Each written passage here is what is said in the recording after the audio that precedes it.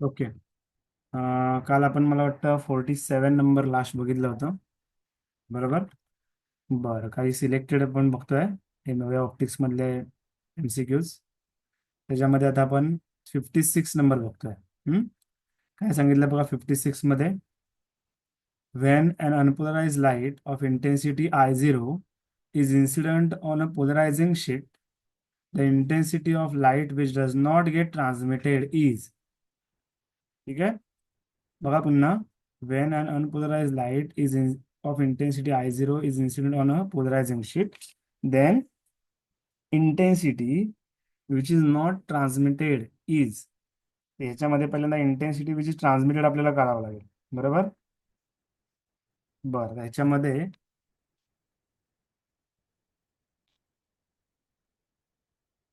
लक्षात घ्या. मॉलस लॉज प्रमाणे समजा आय एवढी इंटेन्सिटी आहे, ती ट्रान्समिट झाली.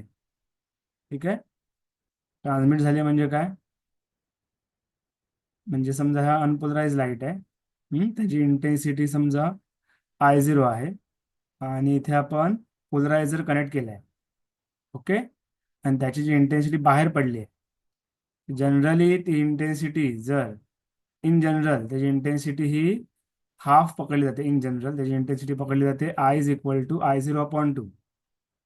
म्हणजे जर इन जनरल ह्याचं जर रोटेशन विचारात घेतलं ह्या पोलरायझरचं, तर इंटेन्सिटी जी ट्रान्समिट होते आहे ओव्हरऑल एक पूर्ण रोटेशनमध्ये, ह्या पोलरायझरच्या पूर्ण रोटेशनमध्ये, म्हणजे असा अँगल असेल किंवा असा असेल किंवा असा असेल, कुठल्या अँगलमध्ये तुमचा जो पोलरॉइड्स असेल असा असेल किंवा पोलरॉइड असा ठेवला किंवा पोलरॉइड असा ठेवला, तर ओव्हरऑल जर ॲव्हरेज विचार केला तर ॲव्हरेज इंटेन्सिटी ट्रान्समिट झालेली किती असते? I0/2. आता I0/2 ही ट्रान्समिट झाली आहे. मग अनट्रान्समिट म्हणजे इथे ब्लॉक झाली ती इंटेन्सिटी काय असणार? ह्याच्या उरलेली असणार.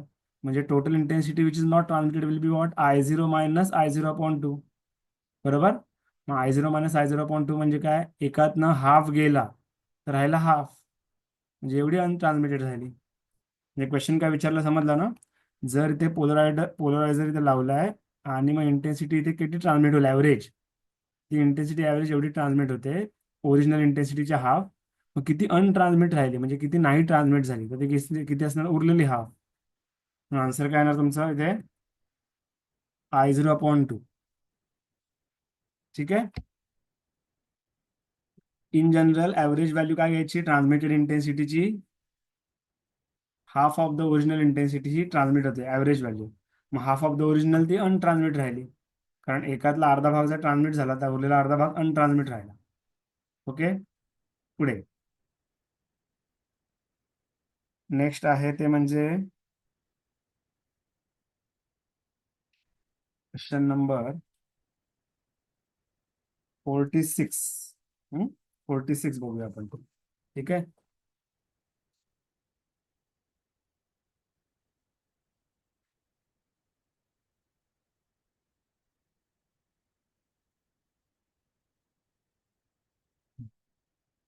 बरं, 46 मध्ये काय सांगितलं बघा.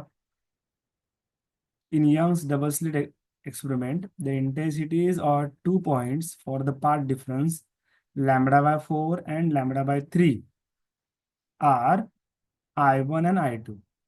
म्हणजेच 2 पॉईंट आहेत, प्रत्येक ठिकाणी वेगवेगळा पार्ट डिफरन्स असतो. लक्षात घ्या. आणि पार्ट डिफरन्स वेगळा असल्यामुळे इंटेन्सिटी पण प्रत्येक पॉईंटची वेगळी असणार.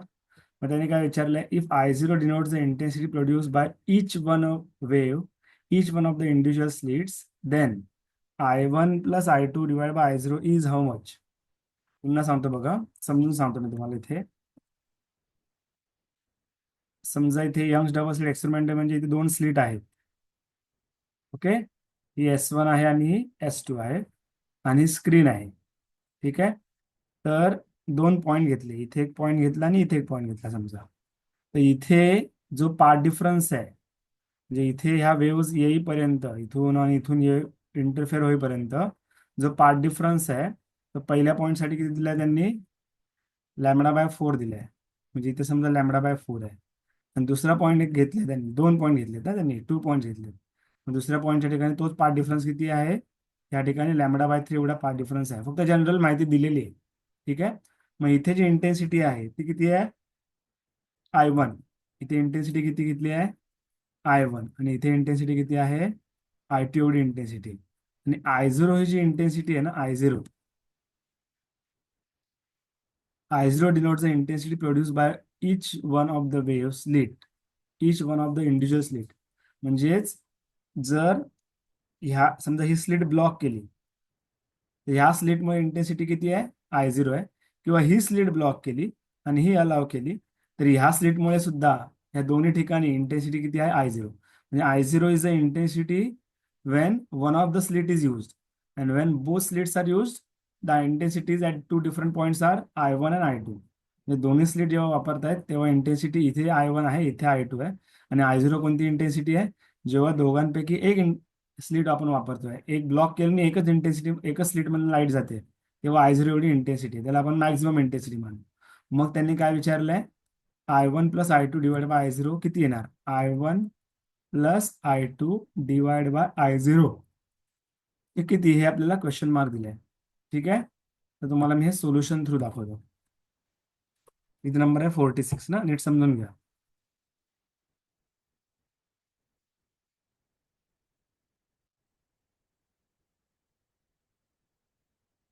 बघा इथे मेन आपल्याला काय पाहिजे, लक्ष द्या. मेन आपल्याला काय पाहिजे, I1 plus I2 divide by I0 हे पाहिजे. बरोबर, लक्ष द्या नीट. तर पहिल्यांदा आपण I1 ची व्हॅल्यू आणि I2 ची व्हॅल्यू काढू. तर फर्स्ट पॉइंटला तुमचा पाथ डिफरन्स किती आहे, λ/4. मग त्याचा फेज डिफरन्स किती येणार, 5:1. मग एक फॉर्म्युला आहे, पाथ डिफरन्स आणि फेज डिफरन्सचा एक फॉर्म्युला आहे. तो फॉर्म्युला काय सांगतो बघा,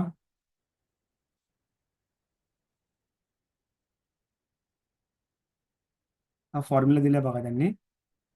फॉर्म्युला सांगतो, path difference is equal to 2 pi upon lambda into, sorry, phase difference is equal to 2 pi upon lambda into path difference. बरोबर आहे. मग आता फेज डिफरन्स का काढतोय, क्वेश्चन मार्क आहे की बाबा हे का काढलंय मी.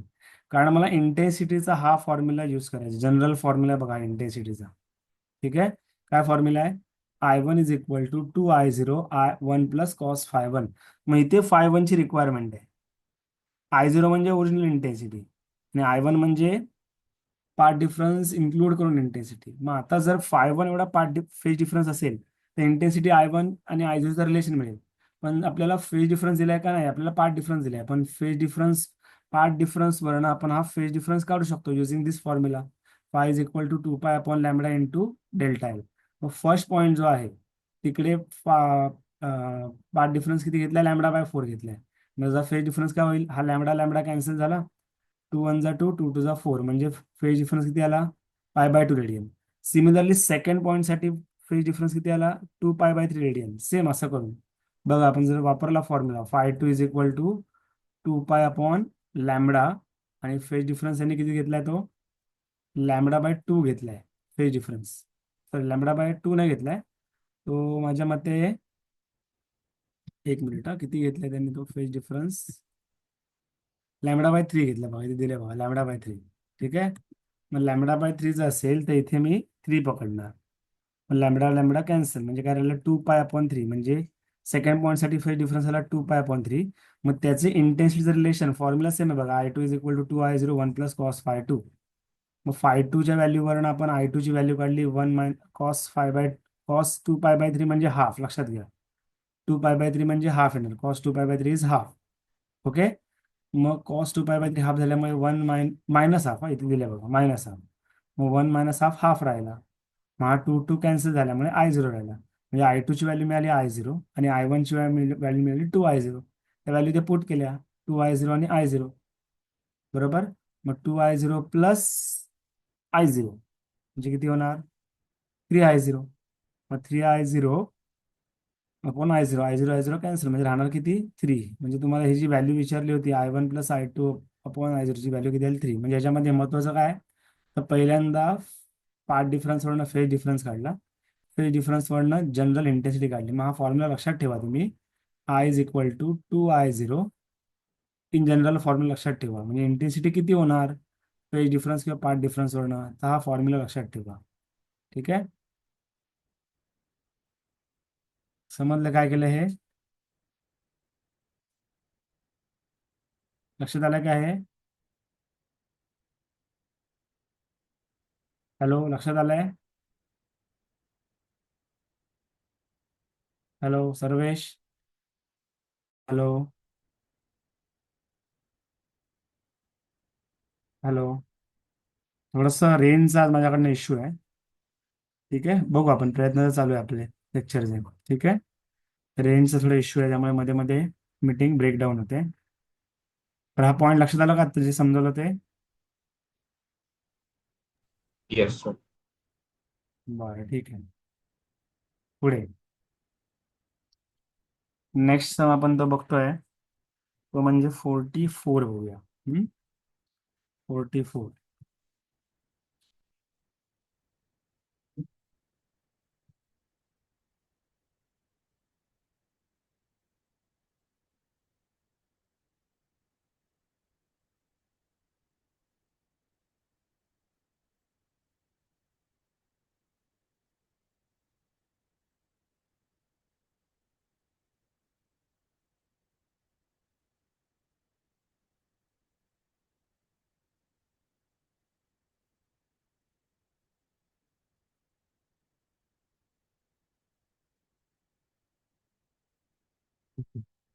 44 मध्ये काय दिले बघा. Consider the following statements about the interference of light. आता ह्याच्यामध्ये कुठल्या स्टेटमेंट्स राईट आहेत, रॉंग असं काही दिलं नाही, पण काही दिलं नसेल तर समजायचं की कुठल्या स्टेटमेंट राईट आहेत ते त्यांनी अपेक्षित ठेवले. बघा ना, ऑप्शन मध्ये काय काय दिलं बघा. 1 and 3 ऑनली, 2 and 3 ऑनली, 1 2 3. तर ह्याच्यामध्ये ऍक्च्युली एक स्टेटमेंट म्हणजे ब्लॉग हे दिले नाही त्यांनी. कोणती ऍप्लिकेबल आहे इंटरफेरन्स ऑफ लाईट साठी हे त्यांनी विचारले. बघूया तिन्ही स्टेटमेंट. पहिली स्टेटमेंट काय सांगितले? The interference fringes are equally bright and equally space. This is right. डिफ्रॅक्शनच्या फ्रिंजेस ह्या विड्थ पण कमी असते आणि इंटेन्सिटी पण कमी होत जाते. पण इंटरफेरन्सच्या फ्रिंजेसचा जे ब्राईट आणि डार्कनेस आहे ते मेंटेन राहतं, आणि त्यांच्यामध्ये डिस्टन्स पण आहे. दोन ब्राईट मध्ये डिस्टन्स आणि दोन डार्क मध्ये डिस्टन्स हे सेमच राहतं. म्हणजे जसं की तुम्हाला जर ड्रॉ करून दाखवला, समजा की समजा डार्क फ्रिंज आहे, पुढची डार्क फ्रिंज अशी दिसते, तेवढ्याच विड्थची. मग ब्राईट फ्रिंज पण बघा तेवढ्याच विड्थची आहे. त्यानंतर पुढची डार्क फ्रिंज अशी दिसते, इंटेन्सिटी पण तेवढीच आहे. ही डार्क, पुढे पुन्हा ब्राईट, पुन्हा पुढे डार्क, म्हणजे त्यांची ती विड्थ आहे ती बघा सेम आहे. ब्राईट पण तेवढ्याच विड्थचे आहे. मग हे इंटरफेरन्सच्या बाबतीत सेम आहे. इक्वली स्पेस म्हणजे डिस्टन्स पण सेम आहे आणि ब्राईटनेस पण सेमच आहे प्रत्येकाचा. डार्कनेस पण प्रत्येक डार्कचा सेम आहे, ब्राईटनेस प्रत्येक ब्राईटचा सेम राहतो. पुढे म्हणजे 1 तर ट्रू आहे. At the center of the bright fringe, the intensity is 4 times the intensity of the incident wave. हे महत्वाचं आहे. म्हणजे समजा ही जर आपण स्क्रीन घेतली, ओके, आणि ही स्लीट घेतली, इथे एक स्लीट आहे आणि इकडे एक स्लीट आहे, आणि ह्याच्यामुळे इंटरफेरन्स प्रोड्यूस होत असेल, तर समजा सेंट्रल जो ब्राईट आहे ना, त्याच्या सेंटरचे ब्राईटनेस जे आहे ते इन्सिडंट इंटेन्सिटी म्हणजे I0च्या 4 टाइम्स येते. म्हणजे इथे जी इंटेन्सिटी येईल ना, ही इंटेन्सिटी ही आय असते, त्याचा व्हॅल्यू असते 4I0. लक्षात ठेवा. Intensity at the centre of the central bright fringe, at the centre of the central bright fringe is always 4 times of the incident intensity. म्हणजे इथून जी इंटेन्सिटी निघते आहे त्याच्या चार पटीने ब्राईटनेस असते मधल्या विड्थची, मधल्या फ्रिंजची. ठीक आहे, म्हणजे हे पण राईट आहे. ठीक आहे. For constructive interference of two waves the crest of one wave coincide with the trough of another wave. आता हे फॉल्स आहे. जेव्हा एका वेवचा इथून जी वेव निघते त्याचा क्रिएस्ट आणि इथून जी वेव होते त्याचा क्रिएस्ट, या दोघांचा क्रिएस्ट म्हणजे क्रिएस्टवर क्रिएस्ट येत असेल किंवा ट्रफवर ट्रफ येत असेल तरच कन्स्ट्रक्टिव्ह इंटरफेरन्स होते. आणि त्याने काय सांगितलंय? Crest of one wave coincide with the trough of other wave. मग क्रिएस्ट ऑफ वन वेव जर ट्रफ ऑफ अदर वेव वर फॉल झाला, म्हणजे समजा हा क्रिएस्ट आहे म्हणजे ट्रफ आला, तर हे डिस्ट्रक्टिव्ह इंटरफेरन्स होतं, कन्स्ट्रक्टिव्ह नाही. म्हणजे हे रॉंग झालं स्टेटमेंट. ठीक आहे, म्हणजे राईट कोणते आले? दोन, पहिलं आणि दुसरं. म्हणजे ऑप्शन कोणता येणार? डी. कळते तुम्हाला? कळालंय का? Yes, sir. ओके, पुढे.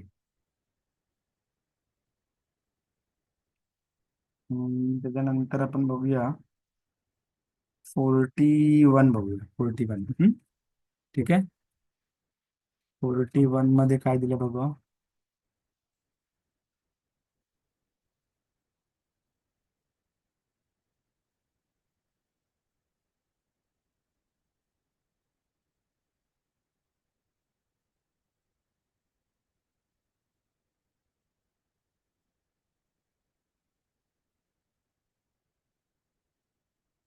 Okay. In double slit experiment, when a glass plate of refractive index 1.5 and of thickness t is introduced in the path of the one of the interfering beams. Hmm? The intensity at the position where the central maxima occurred previously remains unchanged. The minimum thickness of the glass plate is what? पुन्हा वाचतं बघा. त्याच्यामध्ये एक इंटरफेरन्सचा experiment आहेच. त्या एक्सपेरिमेंटमध्ये screen आणि slit मध्ये एक ग्लास प्लेट इंट्रोड्यूस केलेली आहे. ओके.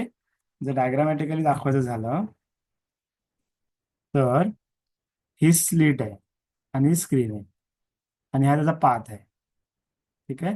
याच्यामध्ये एक ग्लास प्लेट इंट्रोड्यूस केली. आपण बघा शॉर्टकटमध्ये एक बघितला होता असा शॉर्टकट. या ग्लास प्लेटची थिकनेस टी आहे आणि त्या समजा ग्लास प्लेटचा रिफ्रॅक्टिव्ह इंडेक्स एन आहे. आता त्यांनी काय दिलंय, ही ग्लास प्लेट इंट्रोड्यूस जरी केली तरी इथे जी काही इंटेन्सिटी आहे ना, इथे जी इंटेन्सिटी आहे ती सेम राहते, रिमेन सेम. म्हणजे कधी कधी काय होतं की ह्या ग्लास प्लेटमुळे इंटेन्सिटी ती शिफ्ट, इंटेन्सिटी जी आहे ती कमी जास्त होते. पण आता त्यांनी काय दिलं की अशी ग्लास प्लेट इंट्रोड्यूस केली आहे त्याच्यामुळे इंटेन्सिटीमध्ये, सेंट्रलच्या इंटेन्सिटीमध्ये काही फरक नाही पडत. ठीक आहे. मग त्यांनी काय विचारलंय की मग ह्याची मिनिमम थिकनेस किती असायला पाहिजे जेणेकरून ती ग्लास प्लेट इंट्रोड्यूस केली तरी सेंट्रल मॅक्झिमाची इंटेन्सिटी काय राहते, सेम राहील. म्हणजे ही ग्लास प्लेट नसताना सुद्धा जेवढी इंटेन्सिटी तेवढीच ग्लास प्लेट असताना इंटेन्सिटी सेंट्रल मॅक्झिममला पाहिजे असेल तर मिनिमम थिकनेस किती पाहिजे या ग्लास प्लेटची, असा क्वेश्चन आहे. ठीक आहे. मग ह्यासाठी आपण एक शॉर्टकट बघितला होता. तुम्हाला बघा आठवत असेल, मी तुम्हाला सांगितला होता फॉर्म्युला. काही पेज मागे गेलं तर तुम्हाला दाखवतो मी. कालच्या लेक्चरच्या स्टार्टिंगला मी सांगितला होता हे. बघा हे सांगितलं होतं मी. एक फॉर्म्युला वापरला होता असा शॉर्टकट. काय होता formula? N minus t into t is equal to n lambda. कळलं का?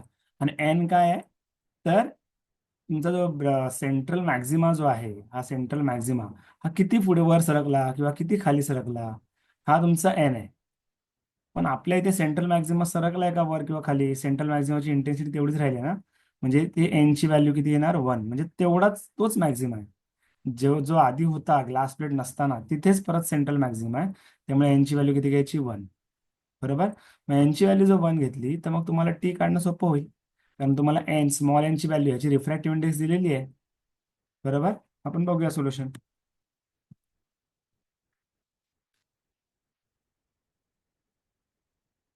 त्याला आपण शॉर्टकट असा बघितलेला आहे ह्या समसाठी. काय दिलंय? Due to glass plate the part difference is n-7 into t. म्हणजे हा फॉर्म्युला, इथे खरं प्रिंटिंग मिस्टेक आहे. प्रिंटिंग मिस्टेक आहे ऍक्च्युली. असं पाहिजे ते. असं आहे ते बघा. n-1 into t is equal to n lambda असं पाहिजे. As the intensity of the central maximum remains unchange, तो एन इज इक्वल टू 1 हे लक्षात घ्या. एन ची व्हॅल्यू काय होणार आहे, 1 होणार. मग n-1 इंटू टी इथे 1 आला. मग पुढे फक्त 1.5 एनची व्हॅल्यू टाकली, स्मॉल एनची, आणि सोडवलं. किती आलं ते, 2 लॅमडा आलं. काय अवघड नाही आहे. जर त्यांनी सांगितलं असतं की तुमचं सेंट्रल मॅक्झिमाची इंटेन्सिटी कमी झाली किंवा जास्त झाली तर एनची व्हॅल्यू चेंज झाली असती. ठीक आहे. लक्षात आलं तुम्हाला? हय, समजले का? हॅलो, समजले तुम्हाला हे? हॅलो, हॅलो, हॅलो, आवाज येतो का माझा? हॅलो. Yes, sir. ओके, ठीक आहे. पुढे जाऊया आपण आता.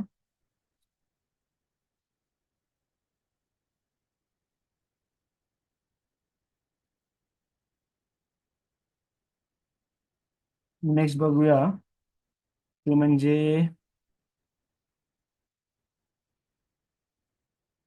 38 बघूया आपण, 38. ठीक आहे. 38 मध्ये काय सांगितलं बघा.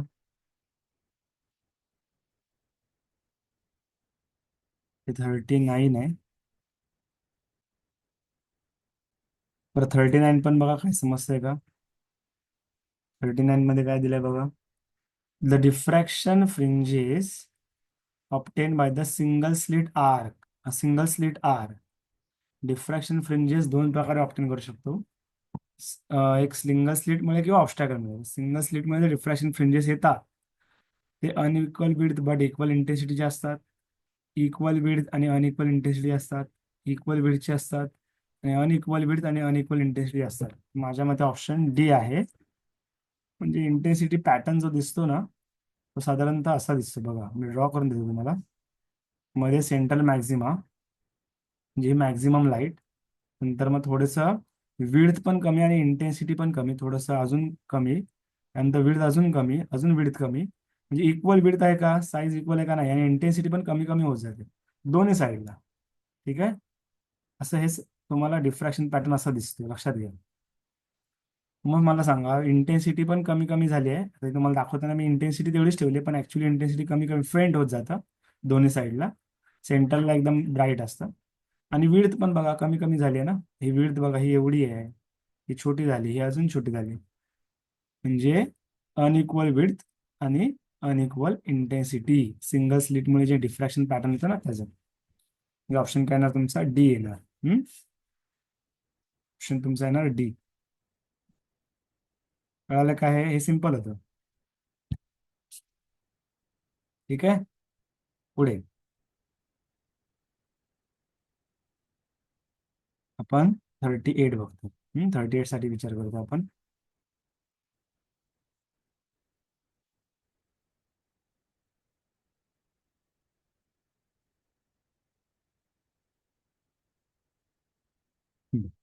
काय दिलंय. In Young's experiment the distance between the slit is reduce to half and the distance between the slit and screen is doubled, then the fringe width will be what. Fringe विथचा खरा फॉर्म्युला काय आहे. W is equal to lambda D upon small D. हा fringe विथचा formula. W म्हणजे काय, fringe width. Lambda म्हणजे wavelength of the light rays. D is the distance between the screen and the source.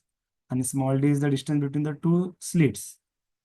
आता ह्याच्यामध्ये काय केलं आहे, डिस्टन्स बिटवीन द स्लिट्स म्हणजे स्मॉल डी हा काय झाला, रिड्यूस टू हाफ. म्हणजे किती झालं आता, D/2 झाले.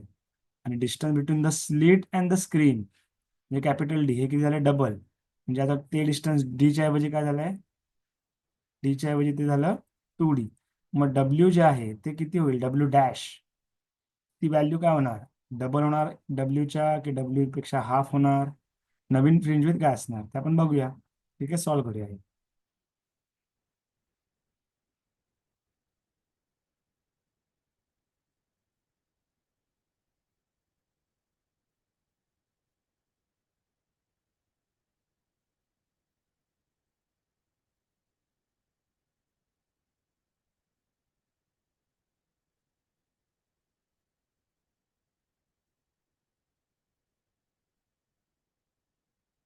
इनिशियली काय दिलं, W is equal to lambda D upon small D, हा जनरल फॉर्म्युला. डब्ल्यू डॅश मध्ये काय करणार, लॅमडा तसाच, हा 2D होणार आणि हा D/2 होणार, बरोबर. मग हा जो आहे D/2 तो वरती जाऊन 2 ने मल्टिप्लाय होणार, म्हणजे 2 आणि हा 2 4 झाला. Lambda D upon D. मग डब्ल्यू डॅश काय झालं, लॅमडा डी अपॉन डी म्हणजे काय, डब्ल्यू आहे. म्हणजे काय होणार, 4 × W, म्हणजे 4 टाइम्सने वाढणार फ्रिंज विड्थ. काय होणार, 4 टाइम्सने वाढणार. आन्सर काय येणार ते, it will become 4 times. Answer काय येणार, इट विल बिकम 4 टाइम्स. कळतंय काय आहे. Hello, Yes, sir. कळतंय काय घेतो आपण ते.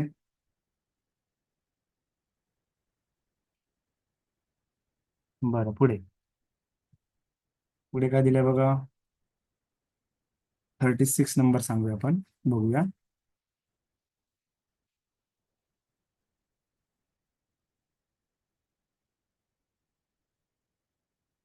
In Young's experiment with a monochromatic source and two slits, one of the slit is covered with black opaque paper the fringes will what. हा आपला झाला होता आपण ऑफलाईन घेतला तेव्हा, बरोबर. म्हणजेच जे अंश डबल स्लिट एक्सपेरिमेंटमध्ये ही एक स्लिट आहे आणि ही एक स्लिट आहे, S1 आणि S2. यातली एखादी जर आपण ओपॅक पेपरने, ओपॅक म्हणजे काय बोलतात, ट्रान्सपरंट नाही, ओपॅक, ठीक आहे, तर ती झाकली गेली तर म्हणजे एकच स्लिट राहील. आणि एकच स्लिट राहिली तर इंटरफेरन्स फ्रिंजेस येणारच नाही, म्हणजे इंटरफेरन्स होणारच नाही ना, एक एक जरी स्लिट बंद केली तरी. म्हणजेच इंटरफेरन्स फ्रिंजेस काय येणार, will not be observe. D येणार, interference fringes will not be observe. कळतंय का काय सांगतो मी ते? Yes, sir. आता आपण 37 नंबर बघूया.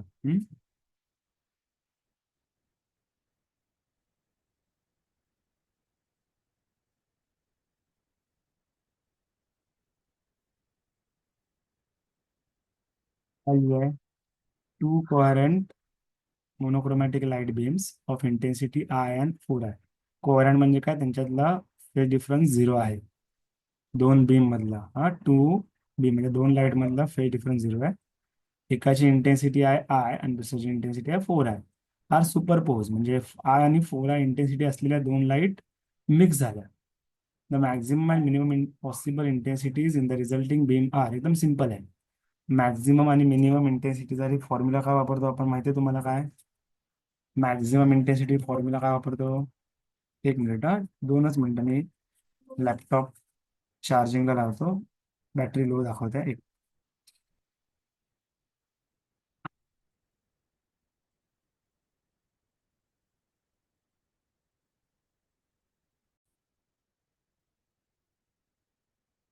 बरं ठीक आहे. मग मॅक्झिमम इंटेन्सिटीसाठी फॉर्म्युला असा असतो, I max is equal to A1 plus A2 whole square. पण आता A1 A2 हे अँप्लिट्यूड असतात, पण त्यांनी आपल्याला आता इंटेन्सिटी दिली आहे. I1 म्हणजे आय दिलाय आणि I2 म्हणजे 2I दिलाय. मग इंटेन्सिटीच्या टर्ममध्ये फॉर्म्युला असा असतो, root of I1 plus root of I2 चा स्क्वेअर असं असतं, कारण amplitude is equal to root of intensity. मग रूट ऑफ इथे आय येणार आणि ते रूट ऑफ 4I येणार, बरोबर. आणि त्याचा स्क्वेअर सांगितलाय, रूट ऑफ 4I आणि रूट ऑफ आय. मग इथे काय राहणार, रूट ऑफ आय तसंच राहणार. इथे काय येणार, टू रूट ऑफ आय येणार, बरोबर ना, त्याचा स्क्वेअर. म्हणजे काय येणार, 3 रूट आयचा स्क्वेअर ना. Root I plus 2 root I is 3 root आयचा स्क्वेअर, म्हणजे 9I येणार. हे मॅक्झिमम झालं. आणि मिनिमम साठी फक्त काय येणार, इथे फक्त मायनस साईन येणार. इथे जे आहे ते मायनस साईन येणार, ठीक आहे. तर मायनस साईन घेतल्यावर काय होईल ते, इथे जर त्यांनी मायनस साईन घेतली मायनस, तर 1 - 2 म्हणजे -I, बरोबर ना. इथे काय होईल, फक्त मिनिमम साठी सांगतोय, म्हणजे काय होईल, रूट I - 2 रूट I, बरोबर ना, म्हणजे -√I राहील. आणि त्याचा स्क्वेअर केला, -√Iचा स्क्वेअर आय राहणार. तर कुठल्याही मायनस टर्मचा स्क्वेअर हा प्लस राहतो. म्हणजे मॅक्झिमम इंटेन्सिटी 9I आली आणि मिनिमम इंटेन्सिटी आय आली. मॅक्झिमम आणि मिनिमम मध्ये फॉर्म्युला सेम आहे, फक्त इथे प्लसच्या जागी काय राहणार, मायनस राहणार, ठीक आहे. त्यामुळे तो आय येणार. म्हणजे पहिला मॅक्झिमम 9 आहे आणि मिनिमम आय येणार, ठीक आहे. बघा, हे बघा, इथे आहे बघा, सी. मॅक्झिमम 9I आहे इथे आणि मिनिमम, पहिला मॅक्झिमम विचारलेलं मी, नंतर मिनिमम आणि मग आय आलं. कळालं तुम्हाला हे 37? कळतंय का? ठीक आहे. Sir. आपण 33 बघूया.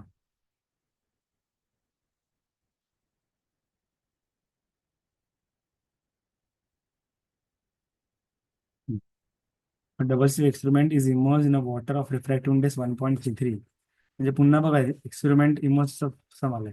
The slit separation is 1 mm.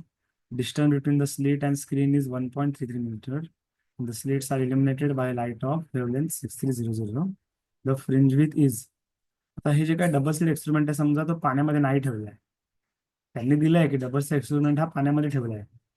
पण समजा आपण पाण्यामध्ये नसेल ठेवला, तर त्यावेळेला फ्रिंज विथचा फॉर्म्युला काय असतो, नॉर्मल फ्रिंज विथचा फॉर्म्युला काय आहे, तो फॉर्म्युला आहे, तो म्हणजे W is equal to lambda D upon small D. पण हे पूर्ण सेटअप जे आहे डबल स्लिट एक्सपेरिमेंटचं, असं स्क्रीन आहे, त्यानंतर इथे 2 सोर्सेस आहे, हे डिस्टन्स डी आहे, हे डिस्टन्स स्मॉल डी आहे. ठीक आहे. जी लाईट वापरली ह्या दोन्ही स्लिट तिकडे, त्याला वेव्हलेंथ लॅम्बडा आहे.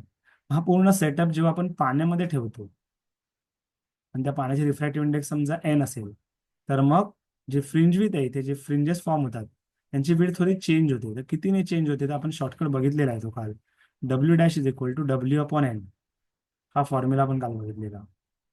मग सेम येईल इथे. W dash is equal to काय येणार, डब्ल्यूची जागी काय येणार, लॅम्बडा डी अपॉन डी, हे डब्ल्यू झालं, आणि डिवाइड बाय एन. ह्याच्यामध्ये व्हॅल्यू टाकावी लागतील फक्त. बरोबर. लॅम्बडा किती दिला त्यांनी, 6300 आर्मस्ट्रॉंग दिला. म्हणजे इथे किती येईल, 6300 इंटू 10⁻⁻10 आर्मस्ट्रॉंग म्हणजे -10. स्मॉल डी स्क्रीन आणि स्लीटचं distance, the distance between slit and screen is 1.33 metre. शक्यतो स्लीट आणि स्क्रीनचं डिस्टन्स हे जास्त असतं, मीटरमध्ये असतं. आणि जे स्मॉल डी आहे त्याची व्हॅल्यू शक्यतो मिलीमीटर किंवा सेंटीमीटरमध्ये असते. मग त्याच्यामुळे तुम्हाला समजेल की स्मॉल डी आहे की कॅपिटल डी आहे. बघा 1 मिलीमीटर आहे स्लीट सेपरेशन म्हणजे स्मॉल डी, हे 1 मिलीमीटर म्हणजे 1 इंटू 10⁻³ आणि एन रिफ्रॅक्टिव्ह इंडेक्स घ्यायचा, कारण आता आपल्याला नवीन फ्रिंज विथ विचारले, फ्रिंज विथ विचारलं त्यांनी. मग रिफ्रॅक्टिव्ह इंडेक्स किती, 1.33. म्हणजे इथे किती येणार. बघा असं ना गोष्टी कॅन्सलेशनला इझी झालेल्या असतात, त्यांनी असेच व्हॅल्यू दिलेल्या असतात. 1.33 कॅन्सल झालं. बरोबर. -3 वरती गेलं, +3 झाला, आणि हे 1 आहे. त्यामुळे 6300 इंटू -10 +3 म्हणजे 10⁻⁷. बरोबर. आता त्यांनी जे आन्सर दिले त्याप्रमाणे याला रिअरेंज करू. जर तुम्हाला इथे डेसिमल घ्यायचा असेल तर इथे अजून मायनस कमी होईल. त्यांनी आन्सर काय दिलंय, 6.3 आणि आता आपल्या माहिती 6.3 येत आहे, -4शी मॅच होणार ते.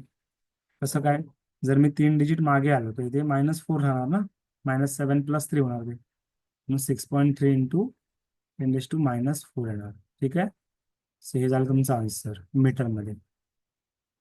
कळालं का कसं आलं ते, हे महत्वाचं होतं. जेव्हा ती पाण्यामध्ये पूर्ण सेटअप जातो तेव्हा fringe width divide by N करायचं, refractive index of the given liquid. ठीक आहे. हे कॅल्क्युलेशन पण एवढं काय जास्त अवघड नसतं, लक्षात घ्या. ओके, झालंय का, समजलंय. Yes, sir. बघा पुढे 32. To observe the diffraction, the size of the obstacle or slit should be much smaller than the wavelength or same order of as that of the wavelength, much larger than the wavelength, and any value because the size is independent of wavelength. त्यांनी काय सांगितलं बघा, जर तुम्हाला diffraction pattern 2 प्रकारे observe होतात actually. Diffraction pattern कसे observe होतात, तर एक तुमच्या ही जी स्लीट आहे, ओके, त्या स्लीट मधून इथे डिफ्रॅक्शन वेव्स येतात, आणि त्याच्यामुळे इथे कॉर्नरला बेंड होऊन शॅडो रिजन मध्ये पण डिफ्रॅक्शन तयार होतं, कॉर्नरला बेंड होतात वेव. हे इथे डिफ्रॅक्शन पॅटर्न मिळतं. पण ह्या वेळेला जी लाईट वापरली आहे ना, इथे ही जी लाईट वापरतो आपण, ठीक आहे, त्याची वेवलेंथ आणि ही जी साईज आहे स्लिटची साईज, त्याला आपण डी, हे कम्पॅरेबल पाहिजे. कम्पॅरेबल पाहिजे. डी एकदम मोठा असेल लॅम्बडापेक्षा तरी तुम्हाला डिफ्रॅक्शन पॅटर्न बरोबर नाही मिळणार, किंवा डी एकदम लहान असेल तरी डिफ्रॅक्शन पॅटर्न नाही मिळणार. हे झालं एक. दुसरं डिफ्रॅक्शन कसं मिळतं, तुमच्या इथे समजा तुम्ही इथे बल्ब ठेवलाय, हा लाईटचा सोर्स आहे, आणि इथे एक ऑब्स्टॅकल ठेवलाय आणि ते स्क्रीन आहे. बरोबर.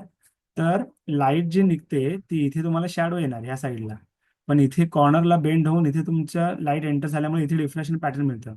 पण हे होण्यासाठी सुद्धा ह्या ऑब्स्टॅकलची जी साईज आहे, ही साईज ही पण ह्या लाईटच्या वेवलेन्थशी कम्पॅरेबल पाहिजे. ऑब्स्टॅकलची जी काय साईज असेल डी, हा ऑब्स्टॅकल आहे लक्षात घ्या, आणि इथे हे ओपनिंग आहे, ही स्लीट आहे म्हणजे इथे ओपन आहे, आणि इथे अडथळा आहे मध्ये, पण ह्याची साईज सुद्धा ह्याच्याशी कम्पॅरेबल पाहिजे. ह्याच्याशी कम्पॅरेबल किंवा ह्याच्याशी कम्पॅरेबल पाहिजे तरच रिफ्रॅक्शन पॅटर्न मिळणार. म्हणजे आन्सर काय येणार, it is of the same order as that of the wavelength. म्हणजे साईज ऑफ द ऑब्स्टॅकल किंवा साईज ऑफ द स्लीट, म्हणजे स्लीटची साईज ही किंवा ऑब्स्टॅकलची साईज ही ही वेवलेंथच्या रेंजमध्येच पाहिजे, सेम ऑर्डरमध्ये पाहिजे, तरच तुम्हाला काय मिळणार, डिफ्रॅक्शन मिळणार. ही एक थिअरी पार्ट आहे. ओके. बरं, आता मी मीटिंग एंड करतो. पुन्हा जॉईन करा, रिजॉईन करा 10 मिनिटं, मी मीटिंग एंड करतो मी. हां, ओके. Okay, sir.